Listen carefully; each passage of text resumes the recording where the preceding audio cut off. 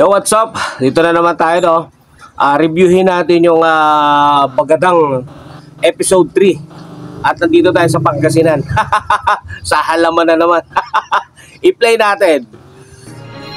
Pagkatapos sumablay ng matatalinhagang orasyon ng mga babaylan, nag-isip muli ang hukbo ng mga kawal kung paano tatalunin si Bagadang. Hanggang sa magdesisyon ang hari ng pinakamatayog na palasyo na si Haring Jabarik.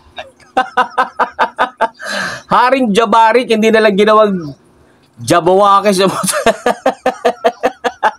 gameplay pa natin. Na ilabas ang pinakamahusay na mandirigma ng Flipalandia. Ang mandirigmang wala pang ni isang galos sa lahat ng sinampahang digmaan. Si Mhod, nagsiga... Si Mod. 17-0.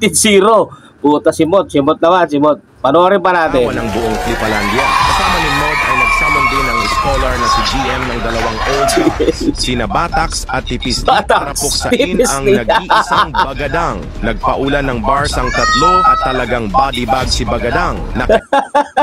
Tipis ni Batax. Nagpaulan ng mga bars. Tapos na body bag ako. Puta, tatlo na sila. Panoorin pa natin. Ilang baliktaran si Mod. Alila ay alila, kahit pabaliktarin. Alila ay alila, kahit pabaliktarin. Okay, ha. Isa pa. Superpower ayot mother si Batax. O nasa top ng mga nanay nyo. Sabay nag-charge na ng energy ball si Tipis D. Katapusan sana ng Bobong Dragon kaso dumating ang PNP. Nagkasana ng energy ball. Puta, dumating PNP. Tangina to si Tipis ng puta. Gago, isa pa. Gago talaga to si Nico, puta. Isa pa. Number 4.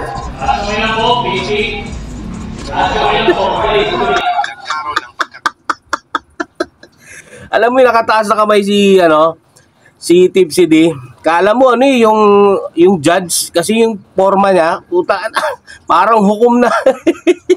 Tapos siya pala yung inuuli.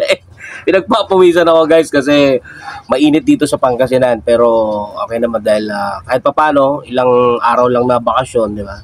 So play ulit natin. Nagkaroon ng pagkakataong makabuelong muli ang amoy taeng dragon at sa hindi sinasadyang sitwasyon, ang dragon ay nag-anyong demonyo at nakain niya ang tae ng old god na si Batax. Nag-anyong demonyo, kinain yung tae ni Batas. Gago talaga to si Akat at putang si Raulo, puta. Play pa natin. Bumugang muli ng apoy si Bagadang at sa pagkakataong tubol na ang kasama. Tubol na yung kasama. Gago ka. Kupal ang puta. Tubol. Gago ka. Tawa ko ng tawa rito. Kupal ka, puta ka na.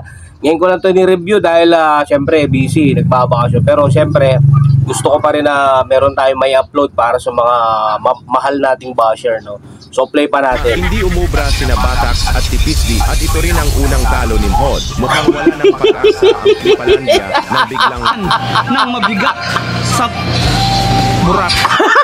Sa mabigat na burat. Naisingit pa si Saito. Gago talaga, no? Unang talo ni Mot. Sa Flipalandia pa. Gago, creative po, putang ina. Nakakatuwa rin si Akate, no? Kahit na pamokong-mokong din, lakas mangupal. Pero syempre, may sense of humor yung ginagawa niya, no? Nakakatuwa. Pero at the same time, kupal pa rin yun. King ina mo.